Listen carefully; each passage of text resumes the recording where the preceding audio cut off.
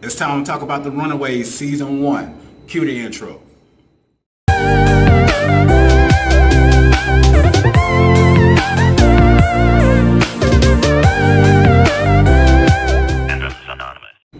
What's going on, everybody? Welcome to another episode of Fandoms Anonymous. We're here today to talk about the Runaways Season 1. Now, you guys know a lot of the other shows that I review. I review them episode by episode by episode by episode.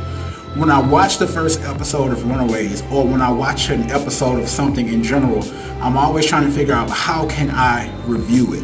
When I saw Runaways, I realized that it was something that I wasn't going to want to review episode by episode because I had so many other shows to review, and it was more of a show I wanted to watch and enjoy and not add the stress of taking notes and things of that nature, but just watch it for what it is and enjoy it. And I truly enjoyed the Runaways. For those of you who don't know, the Runaways is on Hulu. If you haven't checked it out, go to Hulu, go to your mama's Hulu, your daddy's Hulu, your uncle's Hulu if you don't have it, and watch it. So it's a Marvel property. It's about a group of teenagers who are runaways, and they become runaways because they find out that their family is involved, or their parents are involved in this organization called Pride. Now, again, I should have made y'all aware, this will be a spoilers review.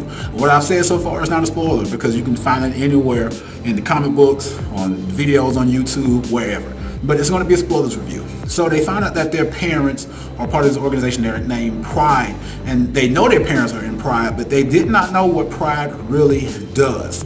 Now, what I think that has transpired is they were trying to figure out a way to maneuver the comics and maneuver this into TV and make it all connect together, and they did a very good job of doing so. So we got the different characters. We got Alex and Miko and Chase and Molly and Carolina and Gert. You know, these kids, they are epic. They are teenagers. They are going through puberty. They are going through situations. They're going through what the average teenager goes through. And I think this show really is a testament to what we see in today's day and age. Now, as far as the account,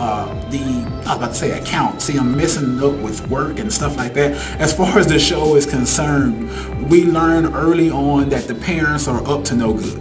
They're up to no good at all whatsoever, and that's kind of disheartening to the children because they believe that their parents were these big time philanthropists, these great people that do great things. But of course, there's some different family dynamics that are going on at home. You have Molly and Gert. They have their parents, but Molly doesn't belong to them because their parents died and they took in Molly. You got Alex, whose dad used to be a gangster in prison, and you got out now he's a highly successful businessman. And you got Chase, whose dad beats his mom and beats him every so often because he's so angry. Then you got Miko, whose family, the dad is cheating with Chase's mom, and they just lost their oldest daughter. She was killed, and it's just so much going on. You got Carolina. She's living in this magical world where she's supposed to be part of this magical church called the Gabon, which we'll get to in a second. But we meet this character named Jonah, and at first I called him the Elmer's glue sticky man because when we first saw him, he was just laying in his bed with this scaly looking skin. You remember back in the day we used to put glue in our hands and then let it dry and then peel it off. It's exactly what he looked like.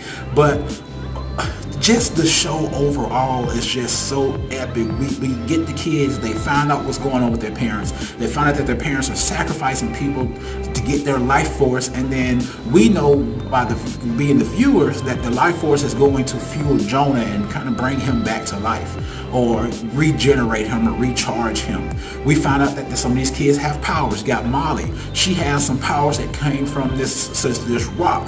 Her parents were killed in an explosion, which was done by Carolina's mom because they were getting too deep into what the Pride was really doing, and she was ordered to kill them by Jonah, and she has gained these powers. Now in the comics, Molly is a mutant because her parents are mutants, but of course this is the MCU pre-Fox deal where they can't say the word mutant, so we just know that her powers came from this rock that has life. And we also get Gert's parents. They have a dinosaur that is telepathically connected to Gert. So how does it feel to be a teenager to say, I control the dinosaur, and you say, come on, dinosaur, and the dinosaur's like, let's go, So it's just an epic show. I really advise you to go watch it. We also got Chase. We got Chase, whose dad is a technology guy. Like I said, the Chase dad beats him and his mom all the time. It's just real horrible. But he's good into technology too, and he has these weapons called fisty guns that give out these electric charges. We got Alex, he's the computer guy. We got Miko again, whose mom has this staff that she can do kind of magic, but they kind of bring it on the scientific level. With her being her mother's child, her DNA is attached to that as well, so she can use it to do magic. Just so many variables in this show. It's a great show. I advise you to go watch it. Season 1 was epic. In the end, the kids have finally run away. They confronted their parents, and their parents were confronted by Jonah as well, because Jonah's in charge of all of this. We found out that Jonah is actually Carolina's actual father, because as part of their Goborum, the Goborum church is a cover-up to the race of people where Jonah is from, called the Majestics, over in some kind of planet somewhere. So Leslie slept with Jonah and had Carolina, and Carolina has these powers. They can both glow like all rainbowish lit, and it's just epic. Like, they stuck very well to the comic books. One thing I don't like about these shows is when they push certain agendas. They push the LGBTQ agenda, all that type of stuff. It's just like, let shows be shows sometimes. You don't have to gain people by pushing certain agendas. That's just my opinion. If you like it, that's fine. If you don't, that's fine as well. But I love it. Runaways was epic. Season 1. Ready for season 2. Season 2 might come around later on in the fall, just as it came in the fall for 2017. So let me know what you thought about Runaways Season 1 in the comments below. Epic show on Hulu. Great show. Absolutely love it. Let me know what you think about it in the comments below on Facebook or on YouTube, wherever you're watching this, and we'll see you guys in another video.